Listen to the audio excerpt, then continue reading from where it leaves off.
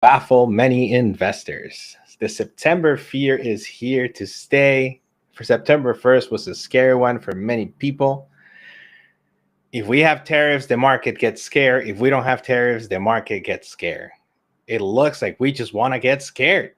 People are looking for an excuse to sell, but we are holding on to our portfolios and we're making some changes. We're taking profits and we're going to make sure to let you know what we're doing in this market environment. I have Timothy here and myself, Nestor Mendoza. And in today's episode, we're going to talk on a couple of things. Google seems to be an interesting play. If somebody only had told us that Google was going to outperform, somebody. We have unemployment data tomorrow. Markets are likely to sell off a little bit today with the news, but tomorrow the data will dictate whether we go higher or whether we go lower. The Fed will use that data to make decisions on interest rate cuts, or maybe hikes. Who knows? Maybe Powell wants to get upset. I don't think so. By the way, that's not my base case scenario. But yeah, I want to talk about the seasonality of markets. We want to talk about the American pessimism a little bit too. And Timothy, anything else you want to add? So I want to talk about what happened to the stock market when we have a big pause on rate cuts, and then suddenly the Fed starts cutting rates again because there's now I think it's around 97% chance of a rate cut in September. So just looking at what history tells us, I got an interesting chart showing exactly what's gonna happen or what's more likely to happen in the future. I got my Okay. crystal ball ready. And by the way, we have to just tell the people how much we're being on point lately with our calls. I mean, Google, you had Google, us saying all the time. We had AMD by Dimitris. We had Pengu by Mimi. We had the big Ethereum rotation that happened. I The mean, silver if people call. are just trading market bus, We need to they, start an index. We need to start a fund. yeah. No, but But we have they something can, similar, or the next yeah, big thing. they can support us and Yeah. copy our portfolio on eToro. That's the truth. Yeah. So make We sure have you it in the check down description. below. Yes, indeed. But yes. Okay.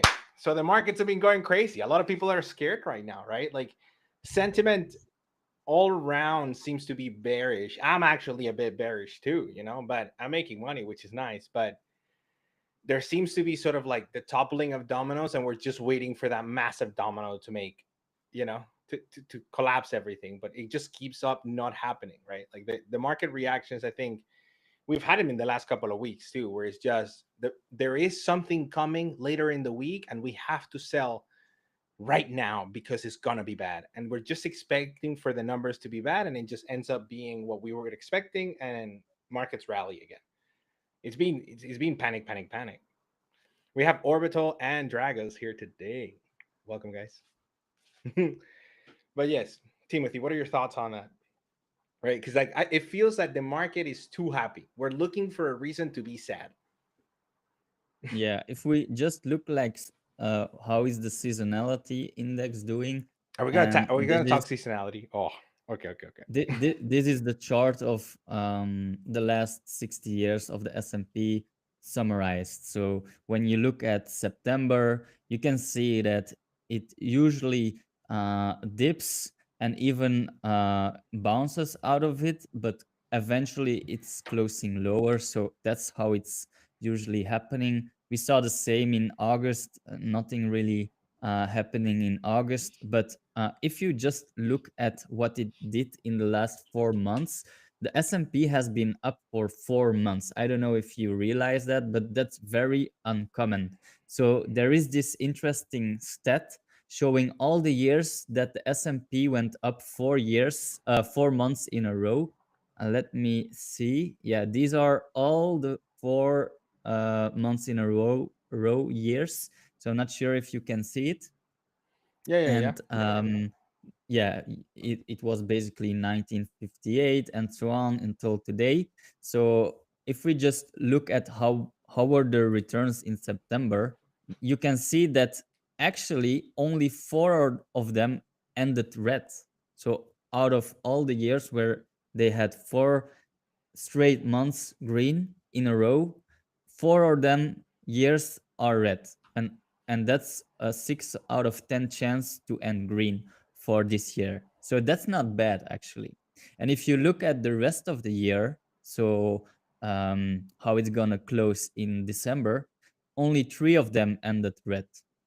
All right.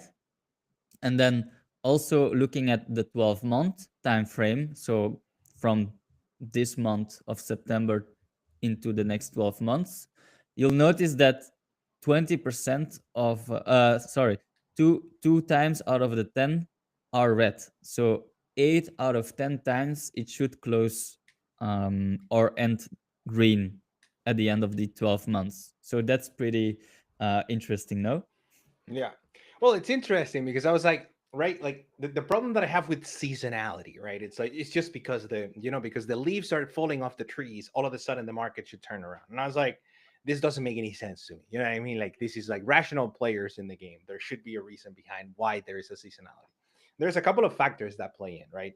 So in America, mutual funds have their year from October 1st to September 30th, right? So the mutual fund market in America is around 25 to 30 trillion dollars, which tells you a lot, right? Because that means that a lot of mutual fund managers are looking to get rid of their losers, like move around their portfolios, make some changes. So potentially that has like a little bit of an explanation on how we see that increase at the start of September, and then we see that drop after September in your chart, right? Because it's like they're trying to refinance, remove, like try to like get money to pay out their investors in December.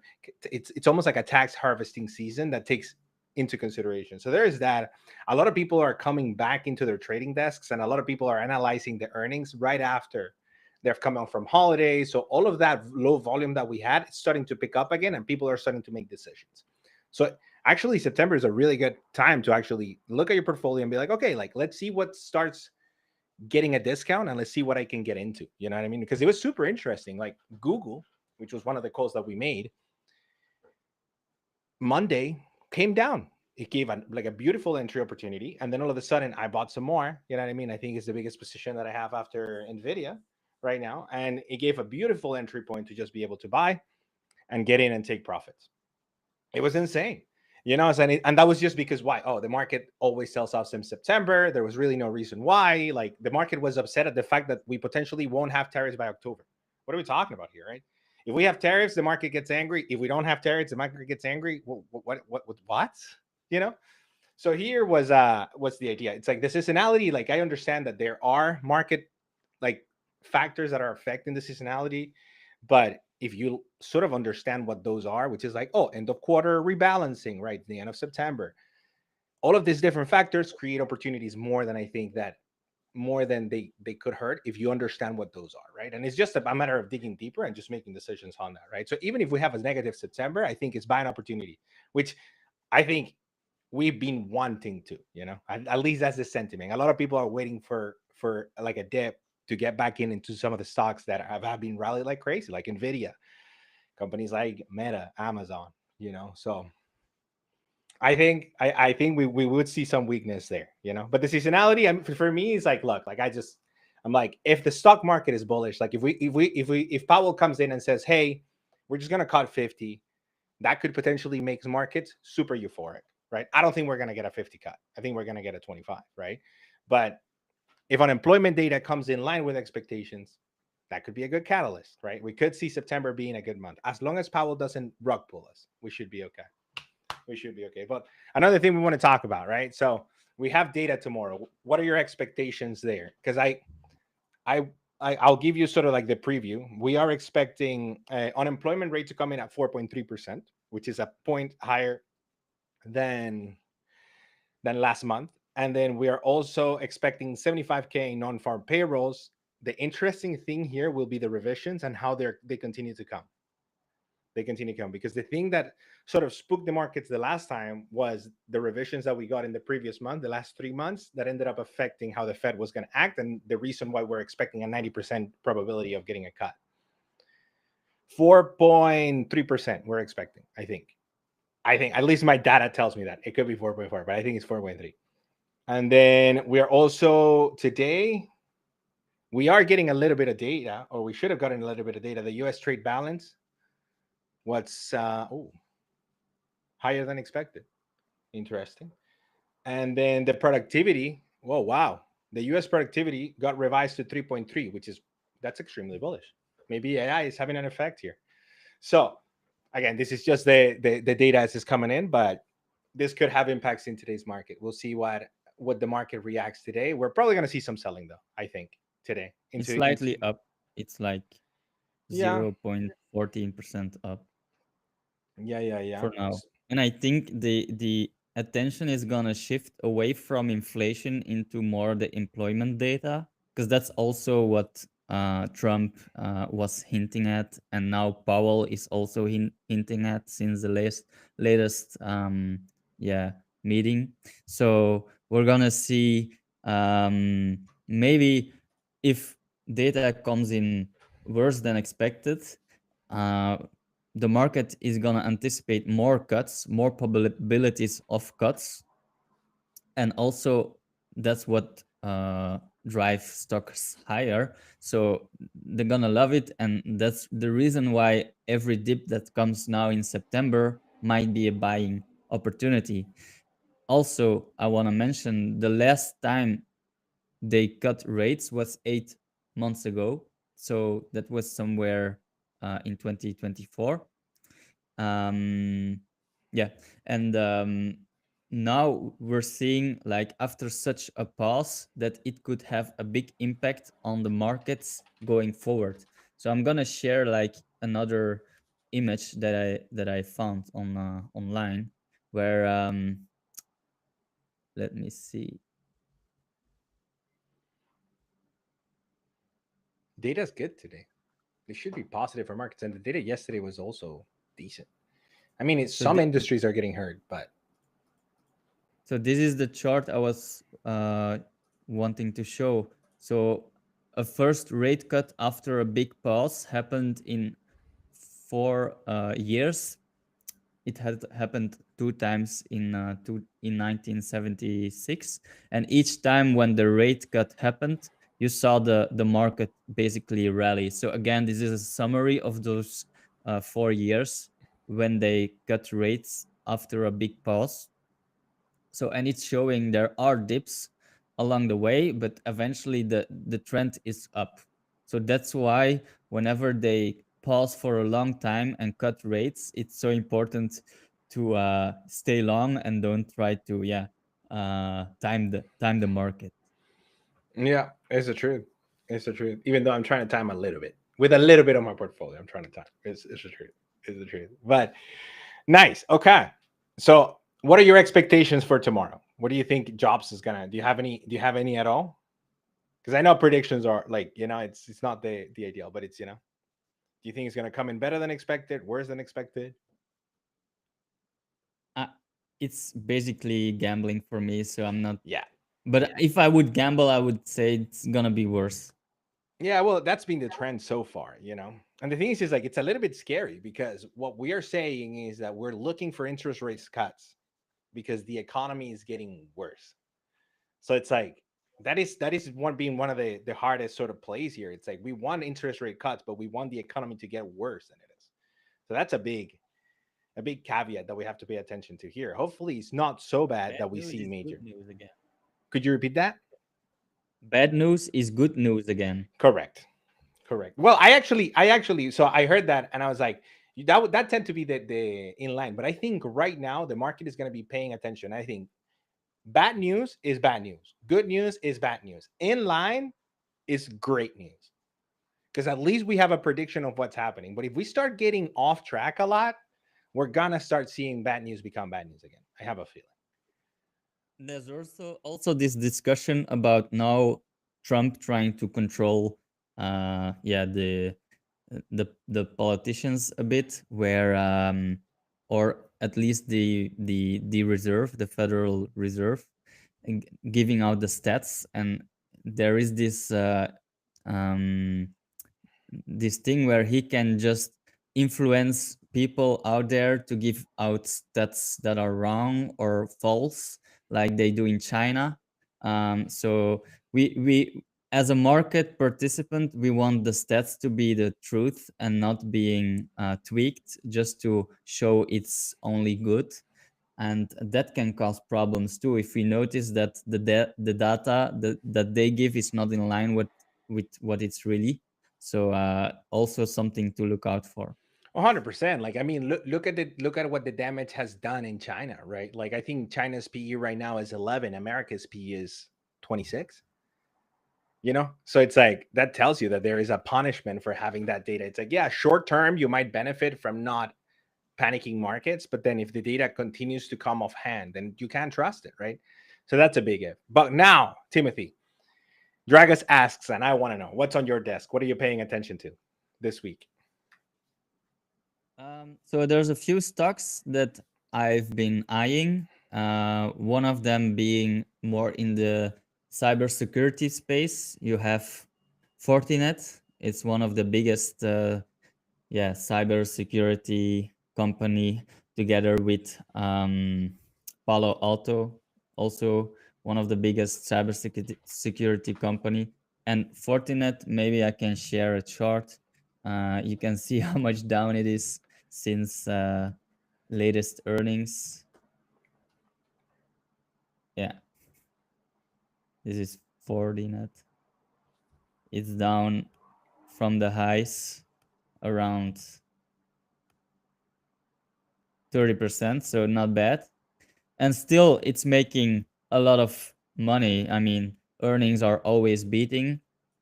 Their outlook is just a bit lowered, and whenever that happens, that's a clear buy for me when a company just announces less earnings in the future. But after 1 year they can revise it and then even beat it very hardly. So that's just what your focus should be, is on how the numbers are now, in my opinion. And then you can check I whenever think it's they a miss mixture of earnings. both. I think it's a mixture of both. It's a play on both, right? Because if it's a growth company, you have to also be a little bit scared if all of a sudden that growth starts slowing down. The question is how much is it slowing down by, right? But I Yeah, think it's both. yeah. I think it's a play on both, right? But the numbers The today thing, matter. the, the thing is, when you look at Meta in 2022, I mean, the earnings slowed down right right here. All these earnings were missed, but look where it's now. Yeah. No, the So story how changes. The story changes. You So know what I most mean? people just sold here because, yeah, they were saying that the VR sector is gonna fail and they're pumping too much money in it. But yeah, the story's changed. They jumped on the AI train, and it helped them a lot. But in that time, you also have to look for what's really happening with the earnings. And they were investing a lot already in AI, and also a lot in other stuff that could potentially grow their earnings in the future, and so it did. Okay. No, I get you. The thing is like, for example, I've been looking a lot at PE and forward PEs, you know what I mean? And interestingly enough, Nvidia, I think at the peak it was like at over 200 P. And that was probably I think it was like it touched 170, I think. And I think that was the best moment to buy, you know, because of that was the pivotal moment when earnings started going crazy, right? So all of a sudden, if you do a little bit more analysis going forward and your predictions on what earnings will be going forward and what revenues will be, you can start making predictions on what those numbers will be. And we started seeing 170 to 100, 100 to 50. You know what I mean? So we saw those beats come in crazy. Now we're not seeing that because the large numbers, at least with Nvidia, shows that that's slowing down drastically. They're still printing money, but they're not printing in the same growth rate. So that's also something to take into consideration. Maybe if you're analyzing Palantir, I guess. I still haven't done my Palantir analysis. I will do it soon, I promise. But yeah, what I want to talk about is Google, because Timothy mentions that he wanted to talk about it. And I think all Google shareholders, cheers, everybody. Everybody made a ton of money after the company got their verdict from the judge in America. And almost best case scenario in that sense, right? Like we saw that they don't have to sell Google. The judge agreed that it would have been a mess. They also, it doesn't stop the payments that they're already doing to companies like Apple, Samsung, to be the exclusive in like Browser. browser in phones. So this is fantastic news. There is a couple of negative things, but I don't think there's going to be major, because I think Google has always been the one to share data. So I don't see that this, like, yeah, sure, it's proprietary data that would be used for Google, but it tells you what the value of Google is, you know. And many people think, oh, Google is just a search engine, and I completely disagree with that, because Google right now has its hands. Like, I was writing this down, and it's insane. Google competes with Meta, Tesla, Bloomberg, Microsoft, Map, like freaking Apple, OpenAI, and like Netflix. Netflix, you know? Yeah, you know, it competes with everybody. Like, Google decided to enter the markets and was like, you know what? I'm going to, like, why pick a fight with one guy when I can pick a fight with everyone? You know, and most interestingly, I think that the biggest competitor to Nvidia right now, this second, is not AMD, it's not Alibaba, it's not Broadcom, it's Google. Google, something that people don't know, Google is the second biggest designer of chips for AI infrastructure, because the only difference is that they don't sell the chips; they use them for their own workload. Something to pay attention to. So I think Google right now is a story that is like got punished by the lawsuit, got punished by the idea that it's just a search engine, and many people are not realizing that they were not the search engine; they were the gates of the internet from inception all the way till today. The first website every single person went through was Google, and every single person got a little chip that says, hey, you can use our services for free, just give us all your data. So the amount of data that Google has on maps, on even like self-driving cars with Waymo, right, or search or entertainment, all of these different avenues of data that they have, it's like they are extremely well posed to take advantage of this AI boom, because this AI race is based on the data and the quality of the data that you have, and Google has the best here. So I continue to be bullish on it. You know, I want to get your thoughts on it too, because I see this company hitting 250 soon.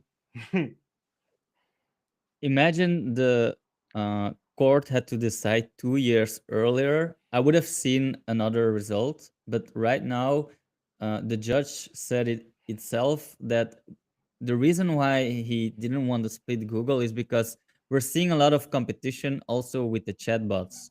And it's the first time in so many years that Google finally has some competition with the chatbots, um, attracting so many, yeah, new search volume. All right. So that's the part that helped Google a little bit. And I'm not afraid that the chatbots will catch all the attention, because we also have Gemini helping for Google. But the chart I wanted to show today is one I saw from a video. It's called a video from Adam Khoo. I don't know if you know him, but he's a famous investor in Singapore. And he always draws such a chart where he puts the news of CNN or CNBC, I don't know, every time there's a dip. And you can see that every time there's a big dip, it's due to some news that happened. So back in 2023, Google share drops 100 billion after its new AI chatbot makes a mistake. That's a buy. Then Google Cloud revenue profit misses estimates. Boom, another miss in estimates. Like I said, that's what I love. Love, that's a buy. Suddenly Google lost fight against a EU fine. Boom, another drop. That's when you buy. And then Google faces US government attempt to break up. That's when Bam. everyone got scared. Boom, it's a correction, but that's when you buy. But what you're seeing in the meantime, earnings, earnings, earnings, they never miss earnings, always making more money, and that's always what Print, print, matters. print, print, print, print. So while everyone is panicking, you should be buying, and just the value of a business is going to rise over time. So that's how you become a better investor, by just focusing on the business and not being focused on the news. Yeah. No, I agree with that. Like, and the thing is like the news might affect the story, right? But sometimes the story, everybody thinks it affects the story, and it really doesn't. You know what I mean? So, for example, when DeepSeek came out, and it was like, oh my God, DeepSeek uses so many less resources, and you do the analysis, and it was like LLMs account for 15% of the compute, 20% of the compute. Okay, so one of them became more useful. Like I kept saying this back in the day, was like this was like ChatGPT moment 2.0, because building a ChatGPT with ChatGPT is a lot easier. So you could see the productivity, you could see the increase, right? Now, Nvidia, interestingly enough, has something that scares me, and it's the Alibaba chip. Is the Alibaba chip. There was some news after earnings, Alibaba drastic increase in price, and it was because they are coming out with an AI chip that's gonna compete with Nvidia's. Now, this is Chinese news, right? But it's Alibaba. Alibaba, you trust a little bit more, right? I trust them a little bit more, but I don't think that they're gonna come up and compete right off the bat. But the interesting thing was that it was like what they said, it was that there's a breach of the mode of Nvidia, which was only Nvidia chips could use the CUDA, like the CUDA infrastructure. And that doesn't seem to be the case anymore, according to the Alibaba chips. Many people are saying, oh, but Alibaba is not going to compete. They're never going to catch up. And I completely agree. But the value of Alibaba right now, Alibaba is selling at such a, like, such a low PE, that it's like, why, like, I wonder why. And it's because it's in China. It's because of all of the regulation, all of the lack of trust that is in Chinese like data. But what if it's not, right? Like, and there's, I think, like a potential for profit here, if in the case that they're able to compete, at least in the chips that they're making. Jensen said 50 billion, like China is a $50 billion revenue if they could sell chips freely. 75 next year.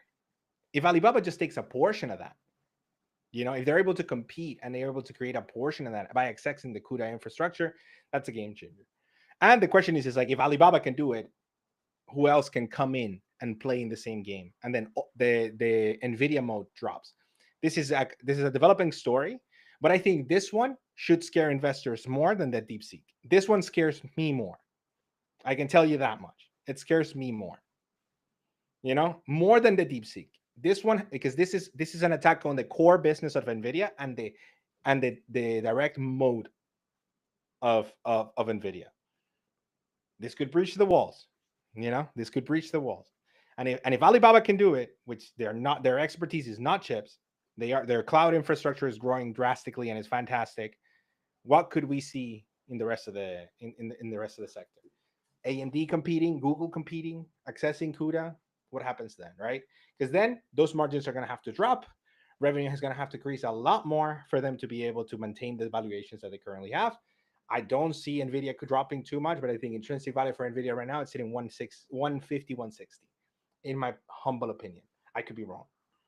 I'm still holding the company because I hold it long term, but 180 was a very high level. And a lot of people are taking profits, and they're going to continue to take profits for the short term because there's better stories right now in the market. At least my thoughts on it.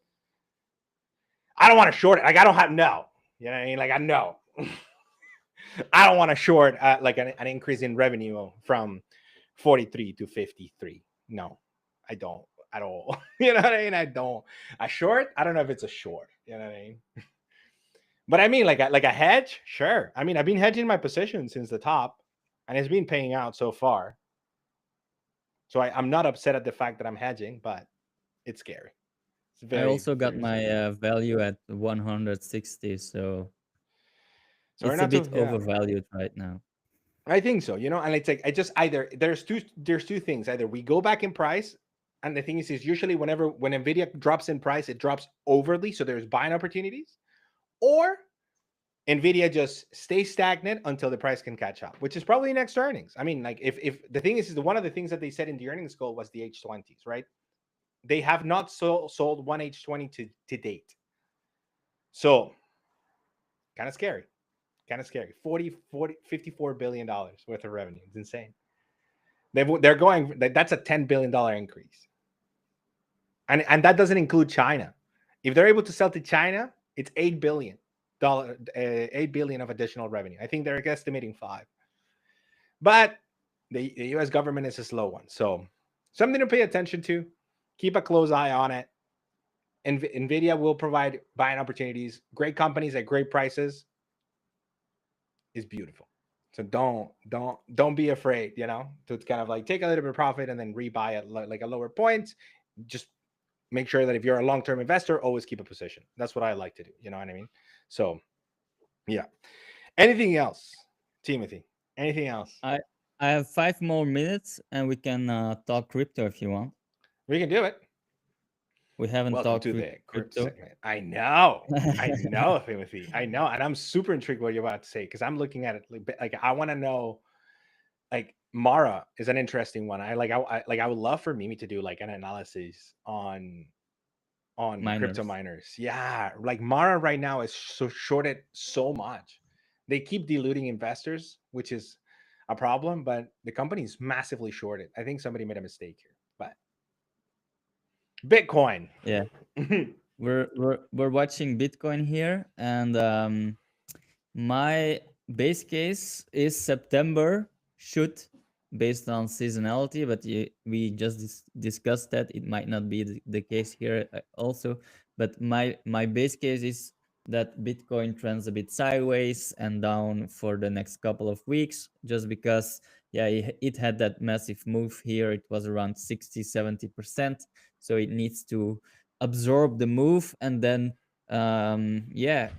make a pause before the next move higher. Hopefully it can stay above that 100K level. That's the level I have my orders in. And I also watch the dominance, because it's broken down here, but I think we might expect a little bounce, especially money flowing from Ethereum into Bitcoin for a couple of weeks before we get another big rally on Ethereum, because I've been taking profits on Ethereum. Um, yeah, here around the new all-time highs, just to secure the move we catched here live with Market Buzz, by the way.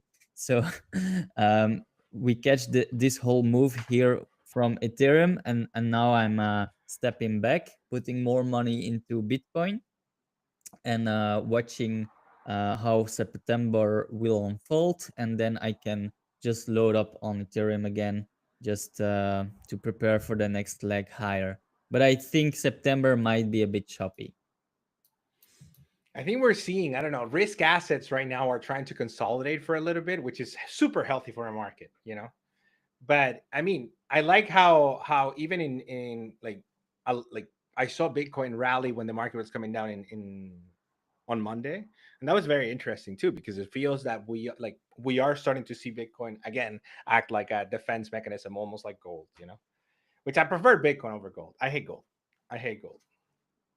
I hate gold. I I honestly I bought some gold. Crazy. Crazy. When Let everybody me starts talking to me about gold, I'm like, okay, what stocks should I buy? Because the market's done. Every time. When I start hearing it, when you hear it from people that have no idea, and it's like the talk is gold. Like if you bought it, I'll probably buy some. I'll probably buy an ETF. You know what I mean? I'll probably like get it. we might see And some retest here, and then that's the but the entry. trend So is three, is four. very, very strong. I mean, it's been consolidating for a couple of months here, so that's a real breakout. Such a power move. You have to just admit that looking at this chart, it's screaming to go higher. And the same for silver. I The silver trade, that one went nuts, Timothy. Yeah, I think we Like I we think you discussed called it at what, silver when 30? it was here around 33, 34, and it had a nice run since. Insane. I do think it can take out the all-time highs around 50. So it's still how much? 20% off. So it's still a decent trade. I'm not saying it will go in a straight line. So we might see a dip back to, let's say, 35 and then move higher again. That's a possibility, but I think the trade on gold and silver is not over yet. But it does feel, you know what? Like, I'm sorry. Everybody calls like gold and silver like a hedge against the economy going crazy. But every single, like, it's like, look at the NASDAQ and look at gold, right? Like, I think gold and silver are a risk asset. I'm sorry. I think they're a risk asset. They're a risk asset. If people want But dollars, they'll sell everything.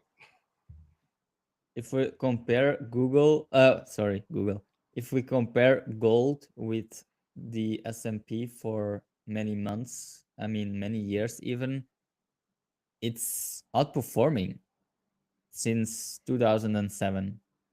Maybe we Yeah. should go look a bit. Oh, wow. So Wait, this if is we gold. look for the last 25 years, it's basically the same. Gold is outperforming, especially last year and the year before, starting in 2023, it had a massive run, gold. Hmm. That's interesting. A- And I think silver has some catching up to do. It's right now where the S&P sits if you compare them in multi-year time frame. So that's why I think my target for silver at $50 seems okay. 50, like, man, silver. Am I gonna buy silver? Go Am I gonna get buy a some leverage? Am go I gonna get buy a some leverage ETF? go get some coins.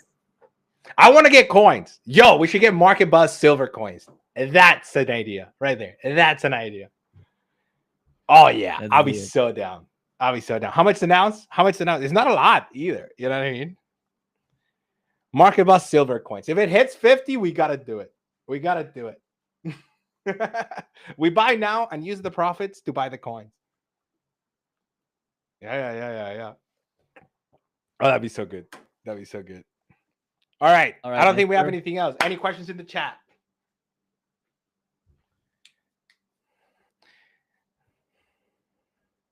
Hello, Camille.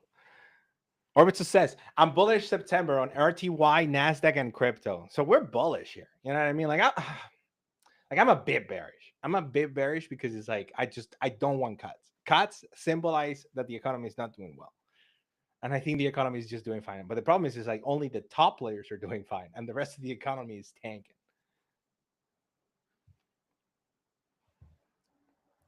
They're asking also any thoughts about the ETF approval for XRP, HBAR, and the top altcoins? What are your thoughts on that? Because are you keeping a close tab on that? Because that could be a super like I know that for example I remember when I traded the Bitcoin ETF and it was like just before approval we saw the rally and in the moment of approval we saw a dip and then the rest is history. I mean we've seen Bitcoin outperform, but we could potentially see. Yeah, I think the more institutions get their tails into crypto, the better for the long run. And if XRP gets an ETF, it's very bullish in the long term. So I even saw there will be a Doge ETF in the future. I'm not sure about that, but especially those high utility coins like XRP, HBAR, they can really move higher with an ETF in mind, because Solana is one of those coins that has a Solana ETF, and Holy. lately the price has had a great recovery. Same for Ethereum. Ever since there was this ETF, it made new all-time highs. So it's definitely bullish to see more coins having an ETF. Which is true. Nice. Nice. All right. I think any other questions, guys? Let me know. But yeah, Mimi says, heard there's a Trump and Melania ETF filing. That's crazy. You imagine? Soon there will be a market buzz ETF. Hopefully, we grab 25% of each of the members and then we just like, bam. Just buy the portfolio. You can copy us and you'll have your Exactly. ETF. Exactly. Make sure you click out the link below. Make sure you to check out the portfolio, check out the positions that we have. Again, this is not financial advice. This is just what we are liking and we are buying on eToro. So make sure you check it out. Maybe you get some inspiration. Maybe we making some money. But copy trading is not guaranteed. All the disclaimers because I don't know them by heart, just in case. Thank you, Sam.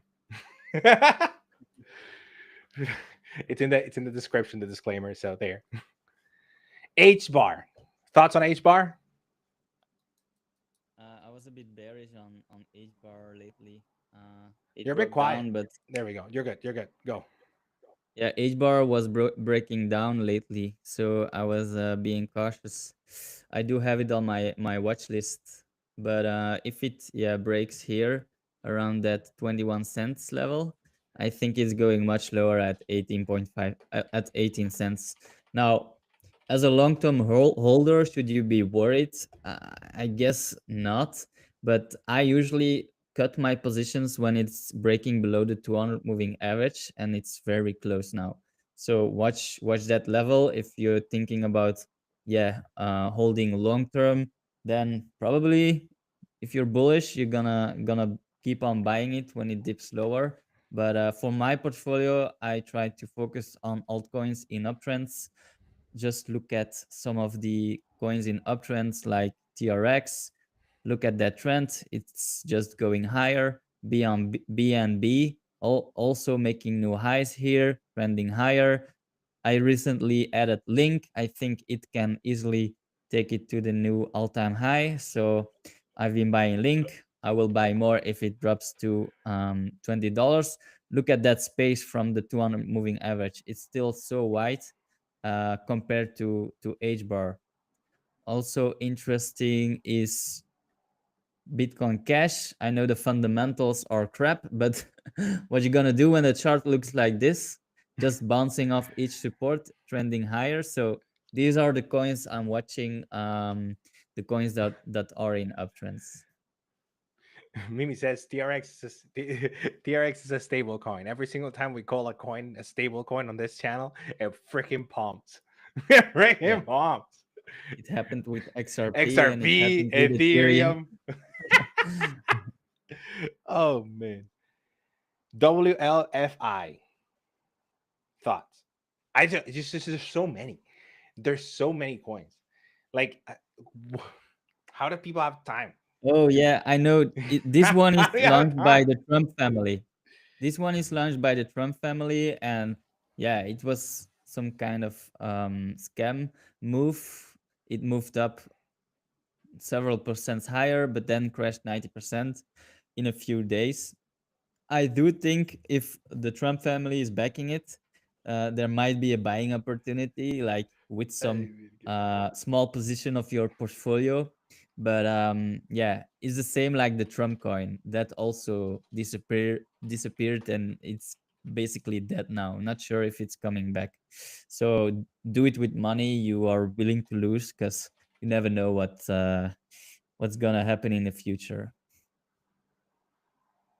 All right, Nestor, I have Word. to go. All right. Yo, thanks so much for So watching, everybody. We appreciate you all. Thanks for the we're gonna engagement, cut. Camille, Mimi, Orbital. You guys are great. Antonio, es un placer, pequeño. Thanks so much for watching, guys. Really appreciate it. If you have any questions, leave them in the comments below. I'll make sure to get Timothy and Mimi to answer those questions for you guys. And thanks so much for watching.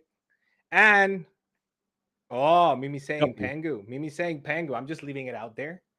Thanks so much for watching, everybody, and peace out. All right.